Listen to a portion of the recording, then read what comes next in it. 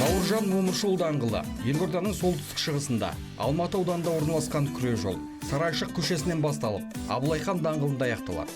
Тәуелсіздік, Мағжан Жұмабаев даңғылдарын және Қызыларай, Сырымбет, Қордай, Мұқан Төлебаев көшелерімен қиылысады.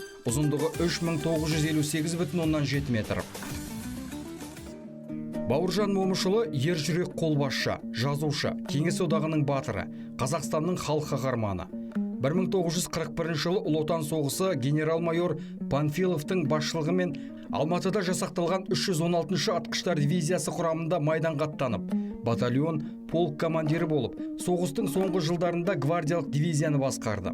Бауыржан Момышұлы шығармаларын қазақ, орыс тілдерінде жазып, қазақ әдебиетіндегі әскери проза жанрының негізін қалады.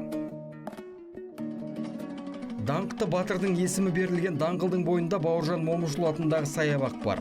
Саябақта батыр бабаға арналған қоладан құйылған Бауыржан Момышұлының ескерткіші орнатылған. Аталмыш ескерткішті 2008 жылы Нұр-Сұлтан қаласына батырдың жерлестері Жамбыл облысы сыйға тартқан.